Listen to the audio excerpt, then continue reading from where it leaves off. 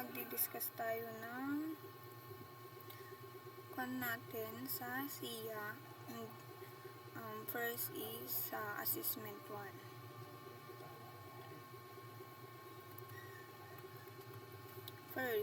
First question, why is form heading invalidation important in web development, particularly in terms of data integer and security?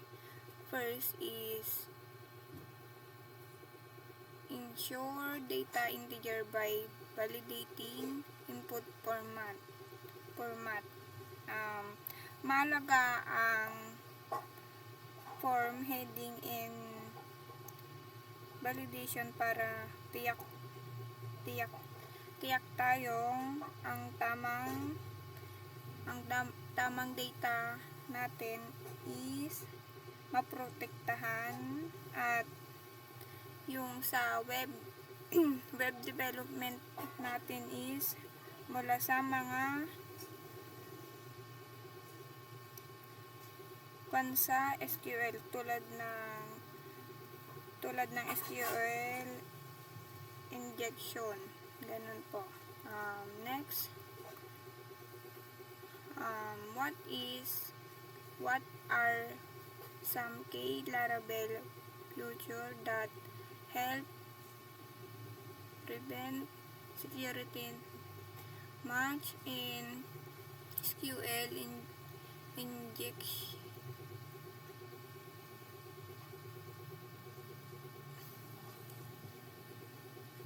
and cross-set request form and when handling form data. First is ICSRF protect grow and validation from input and square vendor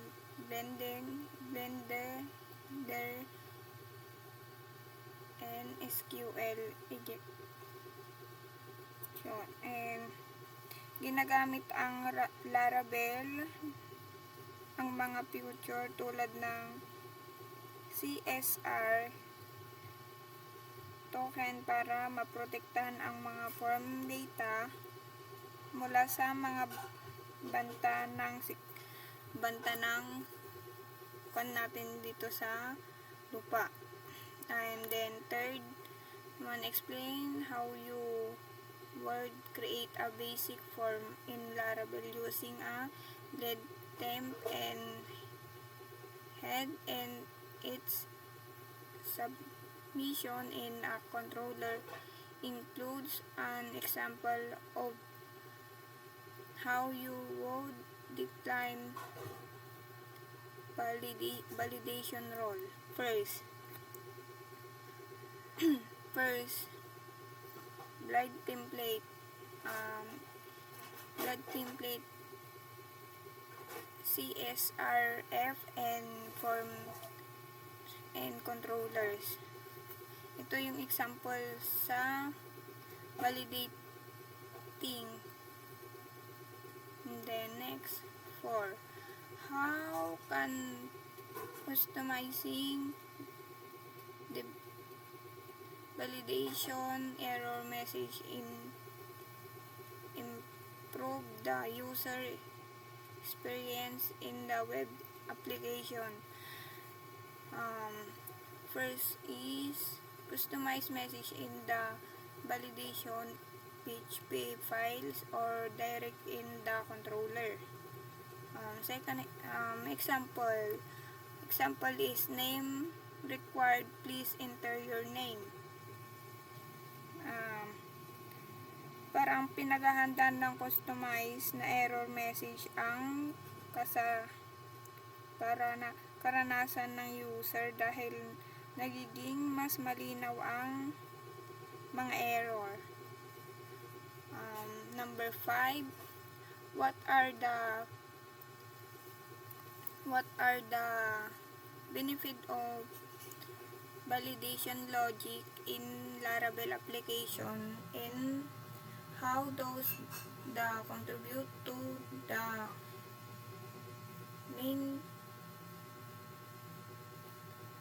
maintain of a web application.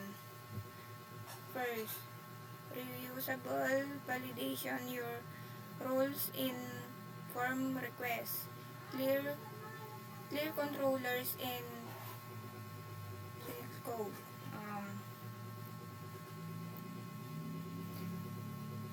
Nakakatulong ang validation sa mas madaling pamamahala ng web application dahil nauulit ang mga validation rules. So ngayon sa assessment 2 naman tayo. First question is, what is the role of middleware in Laravel according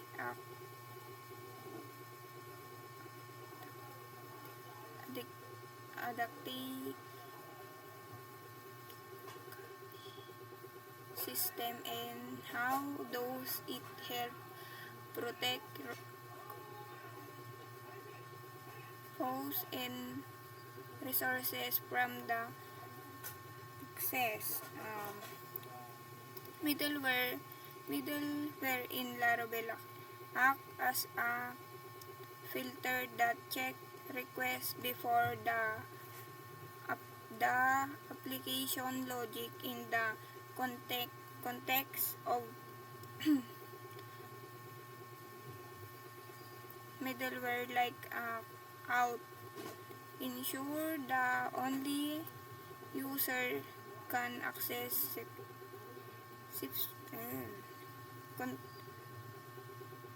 routers or resources. Example, the out controller middleware ensure user are logged in before accessing a dashboard. Second example, the guest middleware restrict login in user from access routers in like the login page.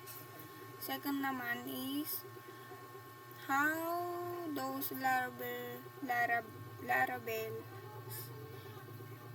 built-in system handling user registration and login, including the management of session token and the validation of the input data.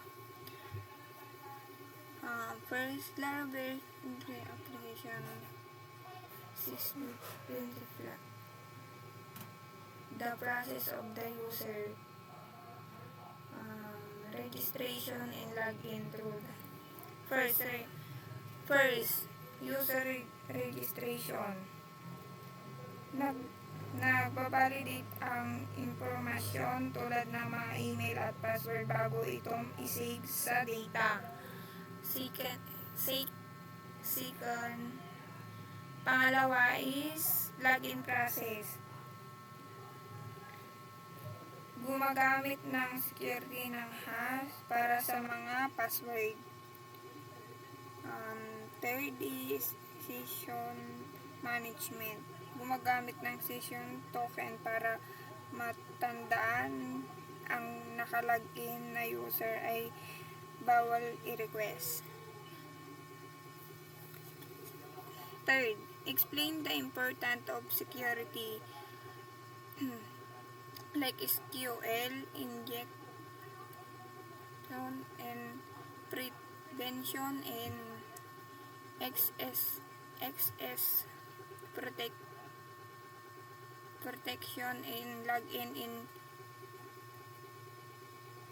registration form. How those Laravel access are in preventing that those first.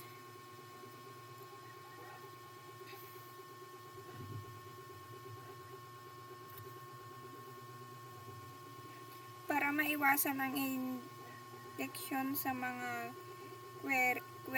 query is para sa mga automatic ng mga user input kaya ng hindi naiiwasan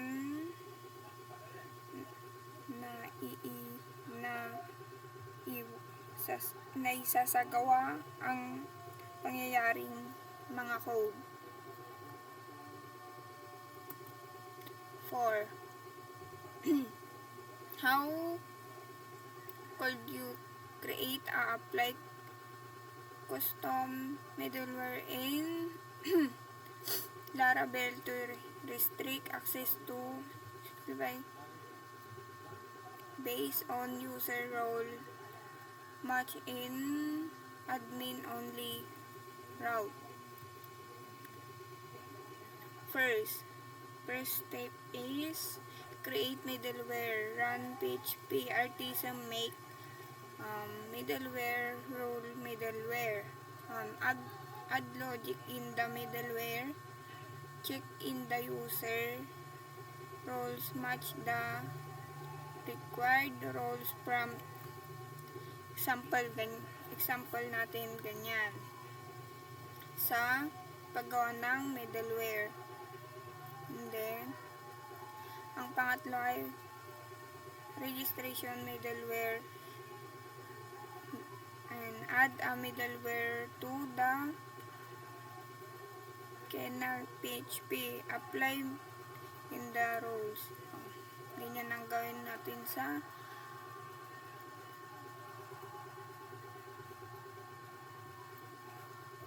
role PHP. Next, number 5. In the term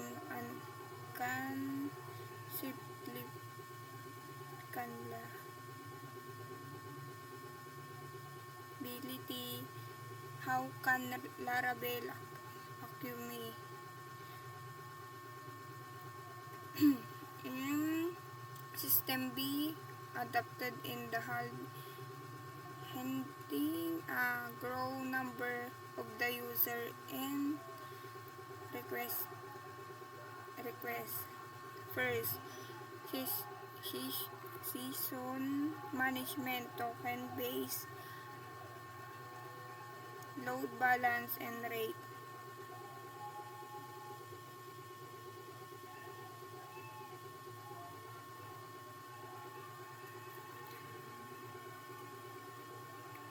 Maglalagay ng rate limitation upang maiwasan ang overload ng system.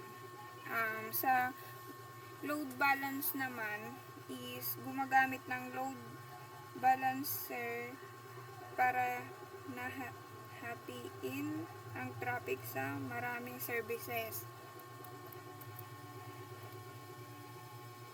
Sa assessment 3 naman tayo. First, what are the key steps involved in the create operation in Laravel, and how do they view inform heading by a role in this process? First, yan ang ilalagay natin na code sa web PHP. Then, second sa controller. Ito naman yung ilalagay natin sa mag-create tayo. Kunwari, yung data natin is a store. And third, Sublime. Ito naman yung ilalagay. And last is ito ilalagay natin sa validation. Second question, explain the importance of the validation in the code operation. First, validation ensure the data means explicit. Yan ang example na code niya.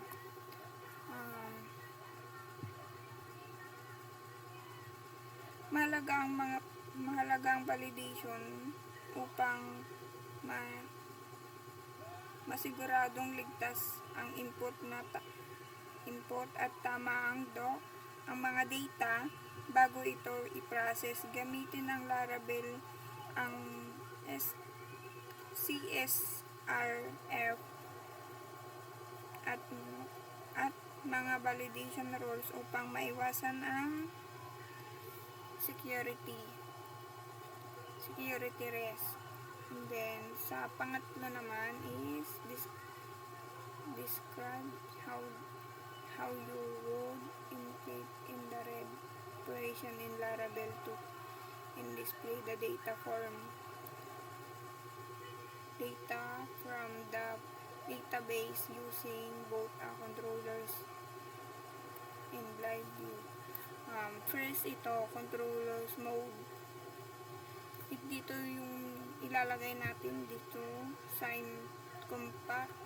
Tapos sa gitna niya is yung kanang data. Dito naman sa live view, ito naman.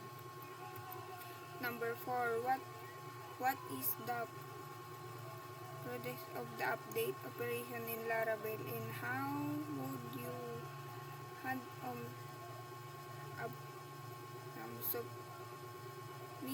submission to modify existing data in the database. First, define the route of editing in updating record. Yan yung code sa route. First. Second, from submission as a blind form to update data and with the input mode. Yan naman yung code sa blind. Third, controller logic. Yan naman yung code niya. Last,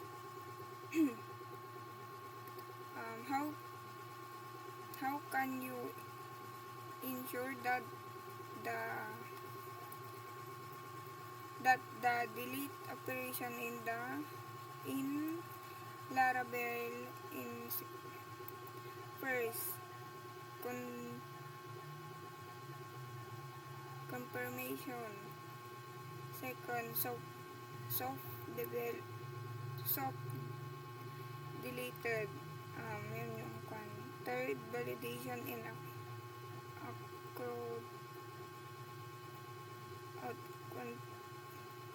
yan naman yung kanya sa delete.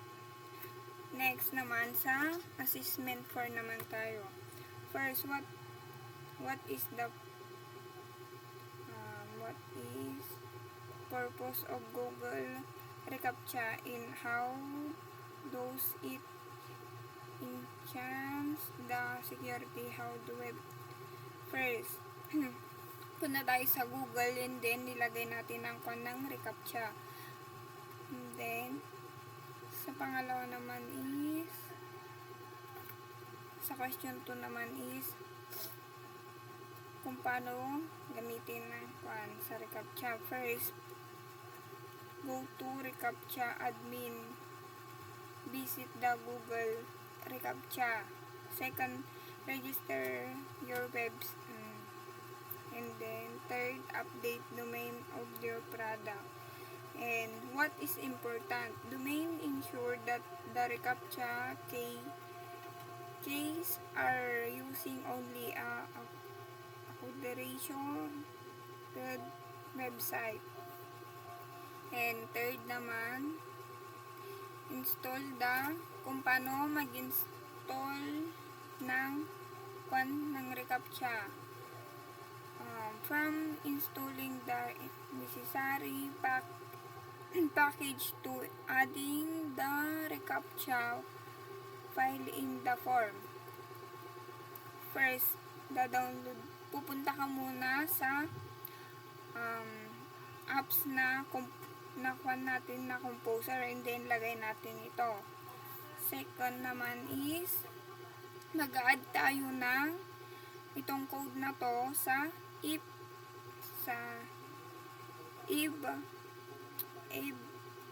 file. Then, yung pangatlo naman is mag-add tayo sa, kunwari, i-add natin ito sa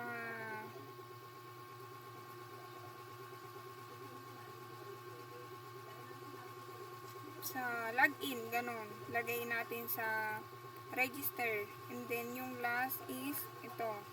Lalagay natin sa terminal.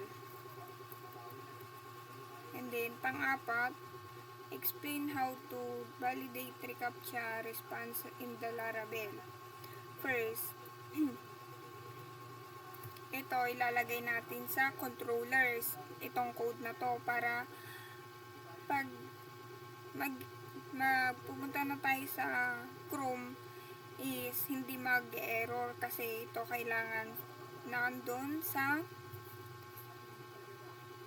controllers sa kanang login in register kunwari.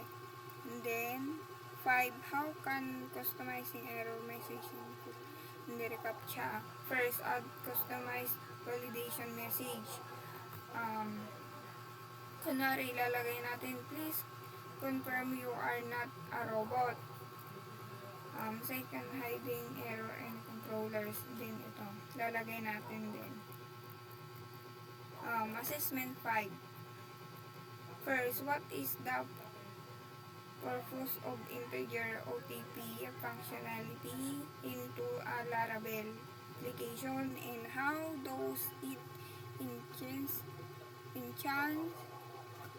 security for user? First, OTP one-time password functionality adds a extra layer of security for user by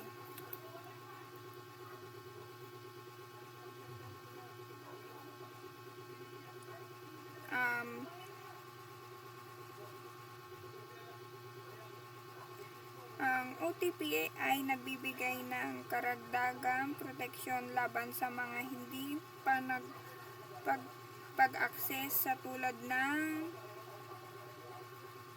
unique at pansamantalang code. Siguraduhin na tignan ang tamang user lang ang makakapagpatuloy.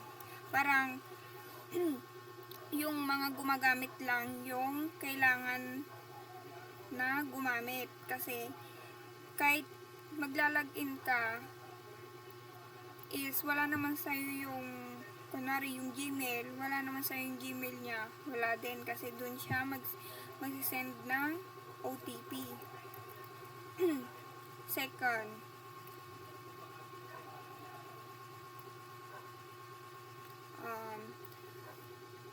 first, kunwari, gagawa tayo sa code natin, gagawa tayo ng sarili nating OTP. Kunwari, 000, ganun. Para kapag magsisend dun sa Gmail natin is iisa din. Kahit anong gamitin natin kung makalimutan natin yung Gmail natin. Second is, punta tayo sa terminal and then i-con natin ito. Then yan, lalagay natin sa controller, magkasama sila. Hindi itong last sa id, ilalagay natin, papalitan natin yung email confirm address, papalitan natin ng yung Gmail natin. And then dito, palitan natin ng pangalan din yung password ng Gmail natin. And then number 3, explain how you can SMS OTP receive. First, punta tayo sa Composer and then i-download natin ang SDK. And then second, sa Abe, pupunta tayo and then lagay natin itong codes na to. And then third, gawa tayo ng controller. Kunwari, lalagay natin doon is SMS in controller. Then lagay natin ito yung code niya. 4. How can you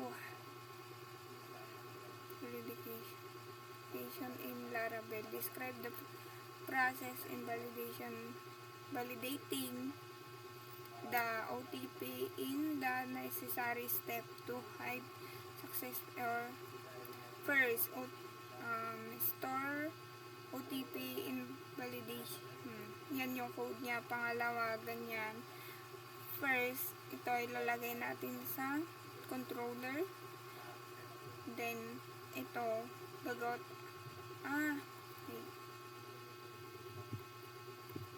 And last, what are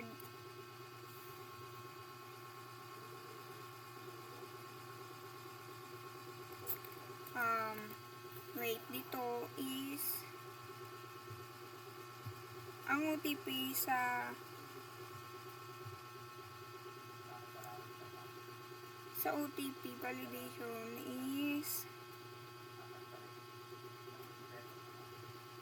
validating the input a user na nakasave sa OTP. And then, number 3 naman is kung tama ang OTP, para magpapatuloy siya, pupunta siya sa dashboard na siya, or home, ganun. Para hindi na magpapakita ang kanyang error. And then, number 5, what are some key customizing options available with in OTP match? And then, first, error. Maglagay ng maliwanag na error message kapag mali ang OTP. Parang, kapag mali yung OTP na linagay mo, magkaka-error siya. Kunwari yung linagay mo OTP is 3 0, tapos yung linagay mo naman sa register is 4, di magkaka-error siya. Next, number 2. Limitahan ang dami ng ilang beses na pwedeng subukan ng OTP. Parang magkakaroon lang siya ng limit kung ilang OTP ang magagawa niya. Then third, magsiset siya ng expiration. Kung ilang minutes lang, kunwari 5 minutes lang yung linagay mong limitation. And number 4, bigay ng user ng feedback tulad ng magbibigay ng user feedback and shows. Parang magbibigay siya ng kung ilang minuto mo lang para makuha yung OTP niya. Kunwari, 5 minutes lang yung linagay mo, tapos matapos na, uulitin ulit. Magkukan siya ulit ng OTP ng panibago. And then, yun lang po.